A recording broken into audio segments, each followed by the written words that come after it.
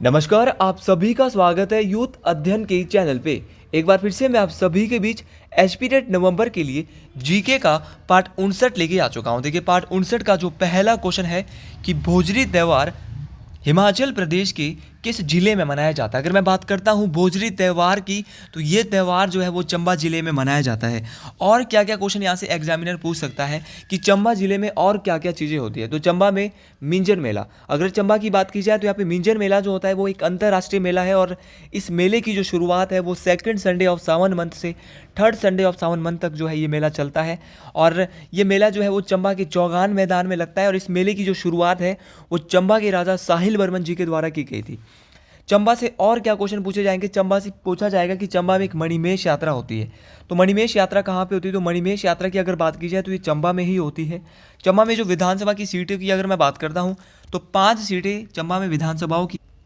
अगले क्वेश्चन की मैं यहाँ से बात करता हूँ कि जापरो लोक नृत्य हिमाचल प्रदेश के किस जिले का है।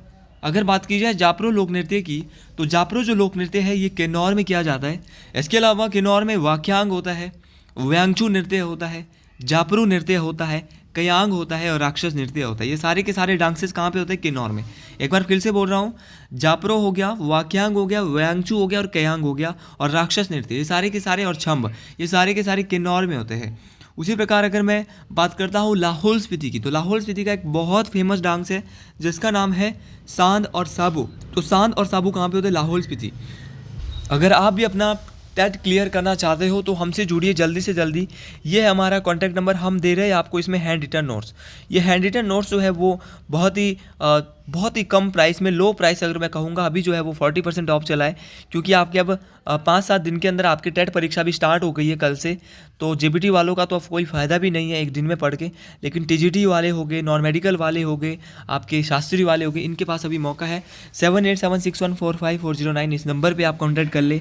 और कल जिनका भी पेपर है उन सभी के लिए ऑल द बेस्ट, अच्छे से पेपर करके आए। और एक कोड, जब आप पेपर शुरू करें तो क्वेश्चन पेपर के ऊपर छोटे छोटे अक्षरों में जरूर लिखें, हर हर महादेव, आपका पेपर बहुत अच्छा होगा, ये मैंने अभी आपको बोला है। अगला क्वेश्चन यहाँ पे दिया है कि पहाड़ बेगाने नहीं होंगे पुस्तक रिटन बाय। देखिए, पहाड़ बेगाने नहीं होंगे बुक इज़ रिटन बाय। तो ये पुस्तक जो लिखी गई थी वो हिमाचल प्रदेश के पहले गैर कांग्रेसी मुख्यमंत्री, इनका क्या नाम है, शांता कुमार। पहले गैर कांग्रेसी बोला है, अगर पहले आएगा तो डॉक्टर वाई.एस. परमार है। मतलब ये गैर कांग्रेसी इसलिए थे क्योंकि इन्होंने जनता पार्टी से जो है वो ये मुख्यमंत्री बने थे हिमाचल प्रदेश के। और इनके द्वारा जो बुक लिखी गई है वो है पहाड़ बेगाने नहीं होंगे। एक ही बुक इनके द्वारा नहीं लिखी गई है, पहाड़ बेगाने नहीं होंगे, लाजो, मृग तृष्णा, धरती है बलिदान की और हिमालय पर लाल छाया, ये सारी की सारी किताबें जो है वो शांता कुमार के द्वारा लिखी गई थी। अगर मैं बात करता हूँ डॉक्टर यशवंत सिंह परमार की, तो इनके द्वारा जो बुक जो लिखी गई थी, इनके द्वारा बुक लिखी जाती है पोलेंड्री इन हिमालयाज। तो पोलेंड्री इन हिमालय जो बुक है वो डॉक्टर वाई.एस. परमार, जो कि हिमाचल प्रदेश के प्रथम मुख्यमंत्री भी थे। और देवराज शर्मा की अगर मैं बात करता हूँ तो इनके द्वारा जो बुक लिखी गई है वो कौन सी लिखी गई है, तो इनके द्वारा बुक लिखी गई थी हिमाचल अतीत वर्तमान और भविष्य एक झलक। तो हिमाचल अतीत वर्तमान और भविष्य एक झलक जो बुक है ये देवराज शर्मा जी के द्वारा लिखी गई थी। और डी.एन. मंजूमदार के द्वारा जो बुक लिखी गई थी वो लिखी गई थी हिमालयन पोलेंड्री। तो हिमालयन पोलेंड्री जो बुक है वो लिखी गई थी डी.एन. मंजूमदार के द्वारा। तो सारे जितने भी ऑप्शन में नाम थे इनकी किताबों के बारे में मैं आपको बता चुका हूँ। अगले क्वेश्चन की बात करते हैं कि किस वर्ष Pathankot Jogindernagar narrow gauge railway line का निर्माण प्रारंभ किया गया। देखिए, अगर बात की जाए पठानकोट से जोगिंदरनगर जो रेलवे लाइन जो बनाई गई थी वो कब बनाई गई थी, तो इसका जो उद्घाटन, इसको जो इनोग्रेट किया गया था वो 1926 के आसपास किया गया था। देखिए, ये हिमाचल प्रदेश की सबसे लंबी रेलवे लाइन है, 113 किलोमीटर ये लंबी है। अब इसको क्यों बनाया गया था, देखिए ये सबसे लंबा रेलवे लाइन हिमाचल प्रदेश का है, तो इसको बनाया गया था जो हिमाचल प्रदेश की सबसे पुरानी जल विद्युत परियोजना है जिसका नाम है शानन जल विद्युत परियोजना, जो 110 मेगावाट की है, जो कि जोगिंदरनगर के मंडी में है। कहाँ पे, जोगिंदरनगर मंडी में ये शानन जल विद्युत परियोजना है। इसी परियोजना के लिए इस रेलवे लाइन का निर्माण किया गया था, क्योंकि पठानकोट तक तो पहले रेलवे लाइन थी, लेकिन अब जोगिंदरनगर तक इसी जल विद्युत परियोजना के लिए इस रेलवे लाइन को बनाया गया था, जो कि हिमाचल प्रदेश की सबसे लंबी रेलवे लाइन है। और जो शानन जल विद्युत परियोजना है, इसका पट्टा जो है, इसकी लीज जो है वो मार्च में ख़त्म हो गई है। पंजाब सरकार के साथ 100 साल की लीज थी जो कि मार्च में ख़त्म हो गई है और अब वापस हिमाचल प्रदेश इसको ले रही है। अभी बात चल रही है सुप्रीम कोर्ट में, बाकी देखते हैं, क्योंकि हिमाचल सरकार बोलती है, क्योंकि हिमाचल सरकार की है, 100 साल की लीज के लिए इसको दिया गया था। अगले क्वेश्चन की बात करते हैं, लेकिन उससे पहले शिमला कालका रेलवे लाइन जो कि 96.5 किलोमीटर लंबी है, इस बात को आपने याद रखना है। कहीं कहीं पे किन्हीं किन्हीं किताबों में जो है वो 96 किलोमीटर भी इसको दिया गया है। 2008 में इसको यूनेस्को साइड में डाला गया था, मोस्ट इंपॉर्टेंट है। और 1903 में कालका शिमला रेलवे लाइन को लॉर्ड कर्जन के द्वारा इसको इनोग्रेट किया गया था, इसका उद्घाटन किया गया था। इस बात को आपने याद रखना है। यहाँ पर टोटल सुरंगें 103 है, लेकिन वर्तमान में अब 102 सुरंगें बची है। सबसे बड़ी सुरंग हम कल पिछले वाले वीडियो में पढ़ चुके हैं, वडोग है, जो कि सोलन जिले में पड़ती है। अगले क्वेश्चन की बात कर अगला क्वेश्चन यहाँ पे बोल रहा है कि लॉर्ड डलहौजी द्वारा किस विश्वविद्यालय की स्थापना की गई थी। देखिए लॉर्ड डलहौजी ने, यहाँ पे देखो लॉर्ड डलहौजी का कार्यकाल आप सभी लोग जानते हैं कि लॉर्ड डलहौजी का कार्यकाल था 1848 से 1856, ये कार्यकाल था लॉर्ड डलहौजी का। लेकिन आपको एक ऑप्शन यहाँ पे अगर पता होगा कि जो दिल्ली विश्वविद्यालय है इसकी स्थापना कब हुई थी, 1922। तो ऑप्शन बी जो है वो बिल्कुल सही हो जाएगा, क्योंकि 1922 के आसपास तो लॉर्ड डलहौजी थे ही नहीं। तो आपको ये क्वेश्चन याद रखना है कि लॉर्ड डलहौजी ने जो है वो दिल्ली विश्वविद्यालय की स्थापना नहीं की, मद्रास, कलकत्ता और बॉम्बे, इन विश्वविद्यालय की स्थापना इनके समय में ज़रूर हुई थी। और आपने याद रखना है कि जो लॉर्ड डलहौजी है इनके द्वारा बहुत ज़्यादा कार्य जो है 1848 से 1856 के बीच में जो किए गए थे, इस बात को आपने याद रखना है। इनके द्वारा लेप्स की नीति, जिसको हम हड़प की नीति कहते हैं, जिसमें कि अगर राजा के पास संतान नहीं होती थी तो उनकी पूरी जो रियासत है उसको, उनका जो पूरा राजपाट है उसको हड़प लिया जाता था, इसलिए इसको हड़प की नीति भी कहा जाता है। और पहली रेलवे लाइन जो चली थी वो 1853 में मुंबई से ठाणे चली थी, 34 किलोमीटर टोटल चली थी। ये भी लॉर्ड डलहौजी के शासनकाल के समय ही चली थी, इस बात को आपने याद रखना है। भारत में पीडब्ल्यूडी के जनक भी इनको ही कहा जाता है। अगली क्वेश्चन की बात करते हैं कि सती प्रथा डैश द्वारा गैर कानूनी घोषित की गई थी। अगर बात करते हैं सती प्रथा की, तो सती प्रथा को जो है वो लॉर्ड विलियम बेंटिंग के द्वारा गैर कानूनी घोषित किया गया था। कब गैर कानूनी घोषित किया गया था, तो 1829 में इसको गैर कानूनी घोषित किया गया था। राजा राम मोहन राय ने भी इसके लिए बहुत अधिक प्रयास किए थे, जिन्हें भारतीय पुनर्जागरण का जो है अग्रदूत कहा जाता है, इस बात को आपने याद रखना है। भारत के पहले गवर्नर जनरल थे कौन, लॉर्ड विलियम बेंटिंग, इस बात को आपने याद रखना है। तो भारत के पहले गवर्नर जनरल कौन बनाए गए थे, लॉर्ड विलियम बेंटिंग। ये क्वेश्चन भी पूछा जाता है तो गलत नहीं करेंगे। अगर बंगाल के पहले गवर्नर जनरल पूछे जाएंगे तो वारन हेस्टिंग्स साहब है, लेकिन अगर पूछे जाएंगे भारत के पहले, तो भारत के जो पहले थे इनका नाम था लॉर्ड विलियम बेंटिंग। और अगर मैं बात करता हूँ, देखिए कोलकाता में 1833 में मेडिकल कॉलेज की जो स्थापना की थी ये भी लॉर्ड विलियम बेंटिंग जी के द्वारा ही की गई थी, इस बात को आपने याद रखना है। तो मेडिकल कॉलेज 1833 में लॉर्ड विलियम बेंटिंग के कार्यकाल के दौरान ही खोला गया था। उसी प्रकार लॉर्ड रिपन यहाँ पे दिया है, तो इनको स्थानीय स्वशासन का पिता कहा जाता है। इनके समय ही जो है वो नियमित रूप से जनगणना शुरू हुई थी, इस बात को आपने याद रखना है। मोस्ट इंपॉर्टेंट क्वेश्चन है, परीक्षा में काम आने वाला क्वेश्चन है ये। अगले क्वेश्चन की बात करते हैं। अगला क्वेश्चन बहुत इंपॉर्टेंट क्वेश्चन रहने वाला है। भारतीय राष्ट्रीय कांग्रेस के प्रथम मुस्लिम अध्यक्ष कौन थे। अगर बात की जाए भारतीय राष्ट्रीय कांग्रेस के प्रथम मुस्लिम अध्यक्ष की, तो इनका नाम था बदरुद्दीन तैयबजी। वो तो ऑप्शन में ही नहीं है, तो ऑप्शन डी सही हो जाएगा। अब कभी कभार एग्जामिनर ऑप्शन में नाम ना देकर नन ऑफ दीज में दे देता है, तो आपको पता होना चाहिए अगर तीनों ऑप्शन में नहीं मिल रहा है तो नन ऑफ दीज में भी आंसर हो सकता है। तो ऑप्शन डी यहाँ पे बिल्कुल सही हो जाएगा। बदरुद्दीन तैयबजी की अगर मैं बात करता हूँ तो ये 1887 में कांग्रेस की जो तीसरा अधिवेशन होता है, कहाँ पे होता है, मद्रास में, यहाँ पे इनको अध्यक्ष बनाया जाता है। तो बदरुद्दीन तैयबजी कांग्रेस के तीसरे अधिवेशन में अध्यक्ष बनाए जाते हैं, जो कि पहले मुस्लिम अध्यक्ष बने थे भारतीय राष्ट्रीय कांग्रेस के। कांग्रेस की जो स्थापना होती है वो 28 दिसंबर 1885 को बम्बई में होती है। बम्बई के गोकुलदास तेजपाल संस्कृत विद्यालय में इसकी स्थापना होती है। और भारतीय राष्ट्रीय कांग्रेस की जो स्थापना है वो ऑलेंड ऑक्टेवियन ह्यूम, जिनको हम एओ ह्यूम के नाम से जानते हैं, ऑलेंड ऑक्टेवियन ह्यूम के द्वारा की गई थी। और जब भारतीय राष्ट्रीय कांग्रेस की स्थापना की गई तो अंग्रेजों के जो भारत में वॉइसरॉय थे, इनका नाम था लॉर्ड डफरिन। याद रखना, अंग्रेज बहुत डफर थे, इसलिए इन्होंने लॉर्ड डफरिन को वॉइसरॉय बनाया था। अगर मैं पहली महिला कांग्रेस की पहली महिला अध्यक्ष की बात करता हूं, तो भारतीय राष्ट्रीय कांग्रेस की जो पहली महिला अध्यक्ष है वो थी एनी बेसेंट। कब बनी थी, 1917 में कांग्रेस के 33वें कोलकाता अधिवेशन में बनी थी। उसी प्रकार क्वेश्चन आ सकता है कांग्रेस की पहली महिला भारतीय, अगर महिला आएगा तो इनी बेसेंट है, लेकिन अगर पहली महिला भारतीय अध्यक्ष आएगी तो सरोजनी नायडू है। 1925 में ये कांग्रेस की अध्यक्ष बनी थी, इस बात को आपने याद रखना है।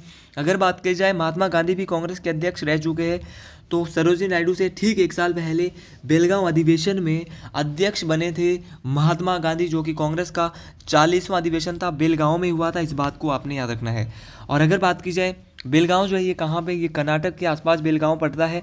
और अगर लखनऊ की मैं बात करता हूँ, तो लखनऊ अगर मैं बात करूँ तो लखनऊ अधिवेशन जो कांग्रेस का हुआ था, अंबिका चरण मजूमदार इसके अध्यक्ष थे। 1916 32वां अधिवेशन था और 1916 में हुआ था लखनऊ अधिवेशन। लाहौर अधिवेशन की अगर बात करते हैं तो 1929 में पंडित जवाहरलाल नेहरू अध्यक्ष थे, इस बात को आपने याद रख। और अगर बात की जाए यहाँ पे 1931 के लाहौर अधिवेशन की, तो इसमें जो अध्यक्ष थे वो कौन थे? कराची अधिवेशन था 1931 में, इसके अध्यक्ष थे सरदार वल्लभ भाई पटेल। तो बहुत सारे क्वेश्चन हमने डिस्कस कर लिए हैं जो कि आईएनसी से पूछे जाते हैं बार बार। आईएनसी एक महत्वपूर्ण टॉपिक है, इसको जरूर आप परीक्षा में जाने से पहले पढ़ के जाएं। अगला क्वेश्चन है कि स्काउट आंदोलन की स्थापना किसने की? देखिए, अगर बात की जाए स्काउट आंदोलन की, तो इसकी स्थापना जो है वो 1907 के आसपास लॉर्ड बॉर्डन पावेल के द्वारा, किसके द्वारा? 1907 के आसपास जो है लॉर्ड बॉर्डन पावेल के द्वारा की गई।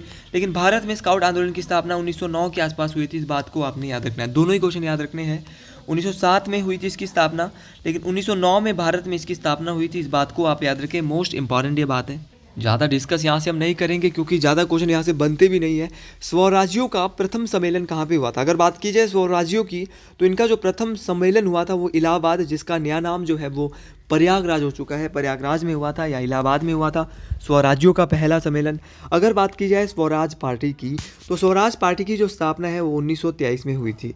1923 में तो स्वराज पार्टी की स्थापना हुई थी। कल के लिए क्वेश्चन ये पूछ सकता है कि जो ये स्वराज पार्टी है इसकी स्थापना किसके द्वारा की गई? तो स्वराज पार्टी की स्थापना इलाहाबाद में चित्तरंजन दास और मोतीलाल नेहरू जी के द्वारा की गई, और इसका पहला जो सेशन था स्वराज्यों का, ये कहाँ पे हुआ था? इलाहाबाद में। ऐसे क्वेश्चन भी पूछे जाते हैं परीक्षाओं में, गलती करने की कोई भी गुंजाइश नहीं है। देखो, रैंडम पेपर अब आपके बीच लेके आया हूँ, इंपॉर्टेंट क्वेश्चन कल के लिए लेके आया हूँ कि यहाँ से भी 10-12 क्वेश्चन, और कल सुबह ठीक 6 से 7 बजे के बीच में 1 घंटे की मैराथन आपके पास आएगी। इस मैराथन को आप ज़रूर देखें। ये मैराथन जो है आपको 10 नंबर बना के जाएगी, और जिसका जीके है कल जेबीटी के पेपर में, वो ज़रूर इस मैराथन को एक बार साथ, मैं कोशिश करूंगा कि इस वीडियो को आपके बीच 7 बजे तक डाल दिया जाए, क्योंकि उसके बाद आपने तैयार भी होना है, पेपर देने भी जाना है। लेकिन आप इस मैराथन को ज़रूर सुन ले, क्योंकि ये मैराथन आपके लिए कल स्पेशली आ रही है। उसमें जो जेबीटी के जो बच्चे, उनके लिए बहुत फ़ायदेमंद रहने वाली है, और आर्ट्स वाले बच्चों के लिए तो है ही है, उनके लिए टाइम बचा है। नॉन मेडिकल है आपके दूसरे, जिनके 24 को है, 17 को है, उनके पास अभी समय है इन सब चीज़ों को पढ़ने का। तो आईएनए का जो पूरा नाम है वो इंडियन नेशनल आर्मी। तो इंडियन नेशनल आर्मी, जिसको आज़ाद हिंद फौज कहा जाता है, आज़ाद हिंद फौज की जो स्थापना है, ये जो है इसकी स्थापना जो है 1942 में की गई थी, और इसकी जो स्थापना है वो जनरल मोहन सिंह, इसके द्वारा, जनरल मोहन सिंह के द्वारा आज़ाद हिंद फौज की स्थापना या इंडियन नेशनल आर्मी की जो स्थापना की गई थी। कहाँ पे की गई थी? इनका जो मुकदमा जो इनके नायकों पर हुआ था वो दिल्ली पर चलाया गया था, क्योंकि एक रेड फोर्ट ट्रायल हुआ था नवंबर 45 में और मई 1946 के आसपास। तो इनके द्वारा क्या किया गया था? तो इनके द्वारा जो है वो दूसरा विश्व युद्ध हुआ था, वहाँ पे इन्होंने जो है अंग्रेज़ों के विरुद्ध युद्ध लड़ा था, जिसके लिए इनके खिलाफ जो है मुकदमे चल रहे थे इनके खिलाफ। तो ग्रेट ब्रिटेन के अधीन जो है आज़ाद हिंद फौज ने जो है वो दूसरा विश्व युद्ध लड़ा था, इस बात को आपने याद रखना है। 1942 में इस फौज की स्थापना हुई थी। मोस्ट इंपॉर्टेंट ये क्वेश्चन है। अब एक ऐसा क्वेश्चन जो बार बार परीक्षाओं में पूछा जाता है कि भारत ने जब स्वतंत्रता हासिल की तब अंग्रेज प्रधानमंत्री कौन थे? सेम क्वेश्चन टेट परीक्षाओं में 10 बार पूछा गया है। तो इनका नाम था क्लीमेंट एटली। क्लीमेंट एटली जो है वो जब भारत आज़ाद हुआ था तो अंग्रेजी वायसरॉय थे, और इन्होंने 20 फरवरी 1947 की ये बात है, इन्होंने हाउस ऑफ कॉमन्स में ये कहा था कि हम जून से पहले भारत को छोड़ देंगे, हम जो है भारत को छोड़ देंगे और उनको आज़ाद कर देंगे, हमारे को जो चीज़ें वहाँ पे हम वहाँ से जो है भारत को छोड़ देंगे, ये इनके द्वारा कहा गया था। और स्वतंत्र भारत के जो है पहले गवर्नर जनरल, अगर मैं बात करूं, ये लॉर्ड माउंटबेटन थे, इस बात को आपने, लेकिन अगर पहले भारतीय आएगा तो सी राजगोपालचारी है। आपको ऐसे क्वेश्चन याद रखने हैं परीक्षाओं में, आपसे एग्जामिनर आपको चेक करने के लिए कैसे भी क्वेश्चन डाल सकता है। और कल की मैराथन को आप बिल्कुल ना छोड़ें। और मैं शाम को, ठीक कल जो है लाइट की वजह से थोड़ा मैं लेट लाइव आया था, आप मेरी लाइव वीडियो कल वाली देख ले, वो मेरी प्लेलिस्ट में लाइव क्लासेस में पड़ी होगी, वहाँ पे जाके देख ले। बहुत इंपॉर्टेंट सेशन चल रहा है लाइव का। 4 बजे मैं ठीक लाइव आता हूँ। आज जो है कोई लाइट लूट नहीं जानी चाहिए, वरना हमारा टाइम जो है वो 4 बजे लाइव आने का है। तो आप सभी जो है वो लाइव पे आ जाएं, क्योंकि लाइव बहुत इंपॉर्टेंट है रही। वहाँ पे हम सभी इंपॉर्टेंट क्वेश्चन पिछले साल के जो हो रहे हैं उनको डिस्कस कर रहे हैं। तो आप वहाँ पे बिल्कुल भी जो अपसेट ना हो, क्योंकि वो क्लास 1 से 1.5 घंटे की वो क्लास हो रही है और बहुत बेनिफिशियल वो क्लास आपके लिए हो रही है। अगला क्वेश्चन है कि राजनीतिक स्वतंत्रता एक राष्ट्र की प्राण वायु है, ये किसने कहा? Who said political freedom is life breath of a nation? देखिए, राजनीतिक स्वतंत्रता एक राष्ट्र की प्राण वायु है, ये जो बात कही है वो किसके द्वारा कही गई है, तो ये बात जो है वो 1872 में के आसपास जो है वो अगर मैं कहूँ तो ये बात जो है वो अरविंदो घोष जी के द्वारा कही गई है। और अरविंदो घोष की एक कविता है और वो कविता मेरे को याद आ रही है, इनकी कविता का नाम है सावित्री। सावित्री कविता भी इनके द्वारा ही लिखी गई है, अरविंदो घोष जी के द्वारा। इस बात को आप याद रखें। परीक्षाओं में जैसे मर्जी क्वेश्चन पूछे जाए आपको पता होने चाहिए कि क्वेश्चन कैसे कैसे बना सकता है एग्जामिनर। अगला क्वेश्चन यहाँ पे दिया है कि महादेव गोविंद रनाडे, जिनको एमजी रनाडे के नाम से जाना जाता है, इनके द्वारा स्थापना की गई थी। तो महादेव गोविंद रनाडे जी के द्वारा जो स्थापना की गई थी वो किसकी स्थापना की गई थी, तो इनके द्वारा जो है वो प्रार्थना समाज की स्थापना की गई थी। कब प्रार्थना समाज को एस्टेब्लिश किया था, तो 1867 के आसपास प्रार्थना समाज को एस्टेब्लिश किया गया था।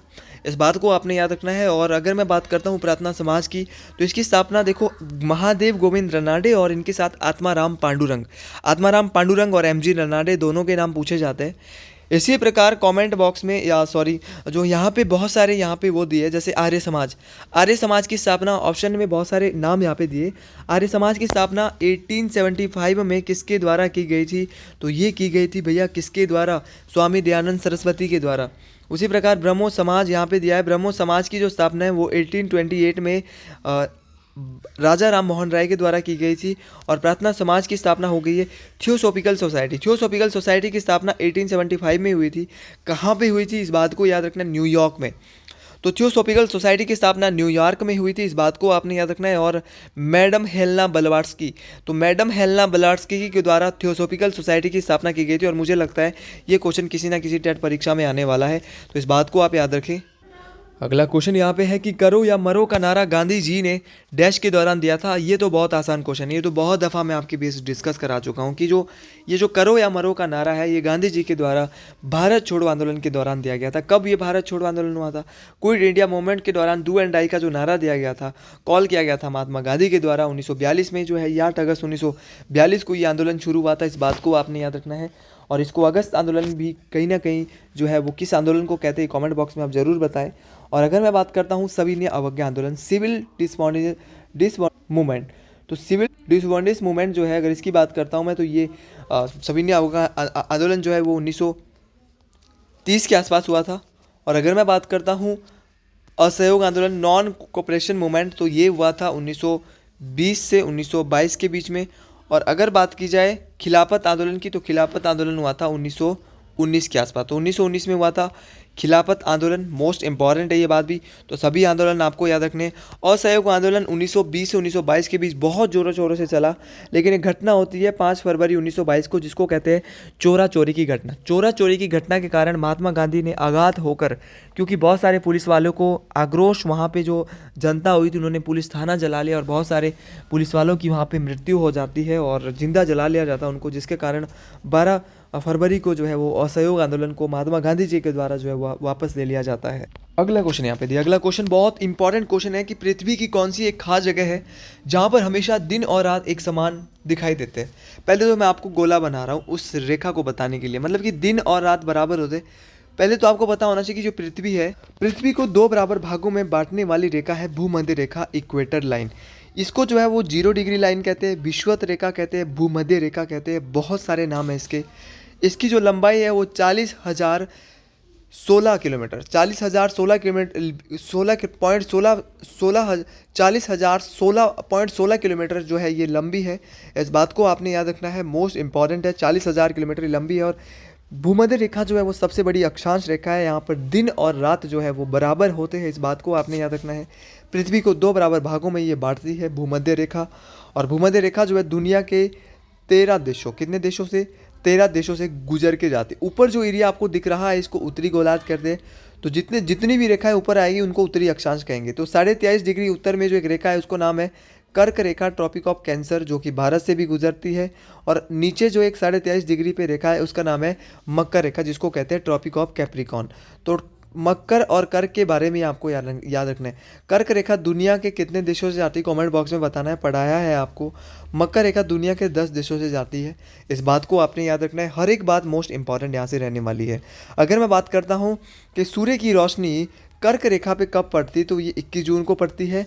और मकर रेखा पे कब पड़ती है, इस बात को आपने याद रखनी है। मकर रेखा पे जो पड़ती है वो पड़ती है आपकी 22 दिसंबर। तो दोनों बातें बहुत इंपॉर्टेंट। देखिए, अगर भारत से कर्क रेखा की बात की जाए, भारत से जो कर्क रेखा गुजरती है वो भारत के 8 राज्यों से गुजरती है। इसके लिए क्या आपको ट्रिक याद रखना है, कौन कौन से राज्य है। मित्र, पर, गमछा, झार।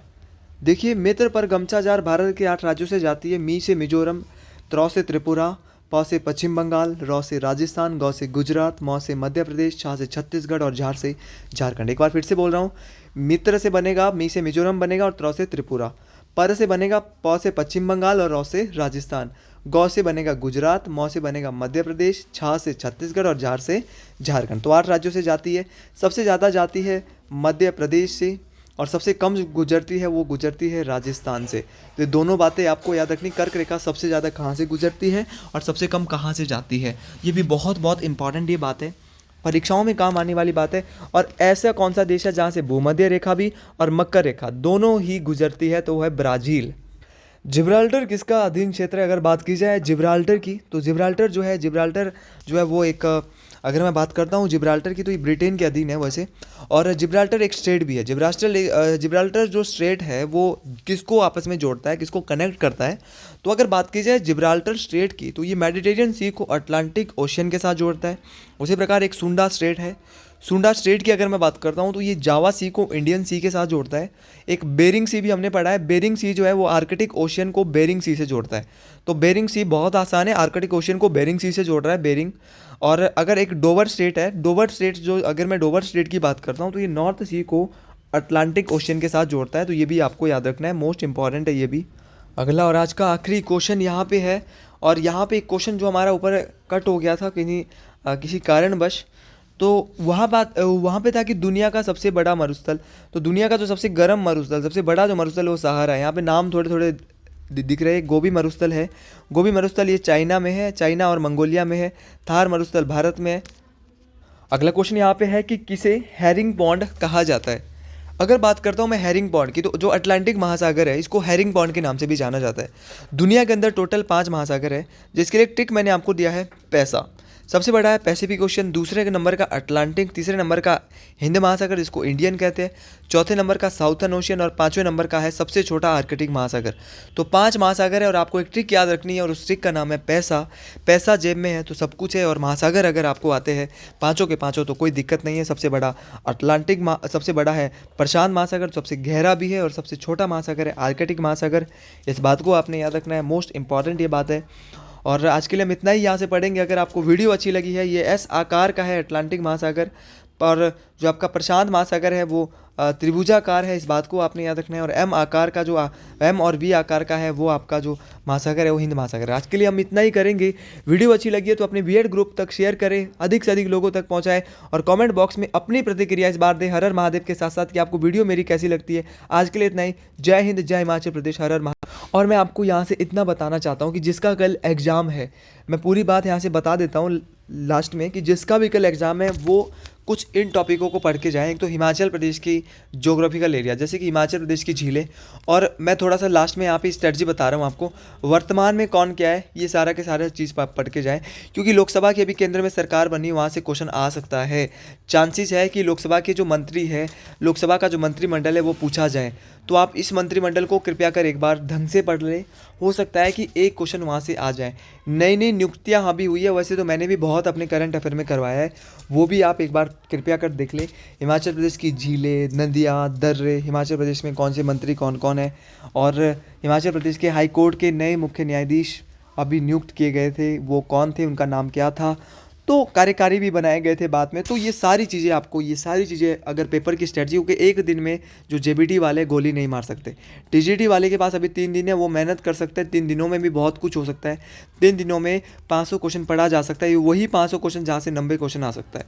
तो आप मेरी लाइव जो सेशन है उसको भी जो है वो ज्वाइन कर लें, और अपनी प्रतिक्रिया ज़रूर देखिए, आपको मेरी वीडियोज़ कैसी लगती है, इनसे आपको कैसा फील होता है, आपको क्या इससे बेनिफिट हो रहा है। तो कमेंट बॉक्स में, मैंने आपकी प्रतिक्रिया आज तक नहीं मांगी है, इस सीज़न में पहली बार आपकी प्रतिक्रिया मांग रहा हूं, तो अपनी प्रतिक्रिया ज़रूर दें। और इन चीज़ों को जो मैंने आपको बताया, इन चीज़ों को अपने आप में जो है वो आप निकालें। हर हर महादेव, कमेंट बॉक्स में हर हर महादेव भी जरूर लिखें लास्ट में। तो मिलते हैं अगली वीडियो में थोड़ी देर में, बहुत जल्द। हर हर महादेव, जय शंभू।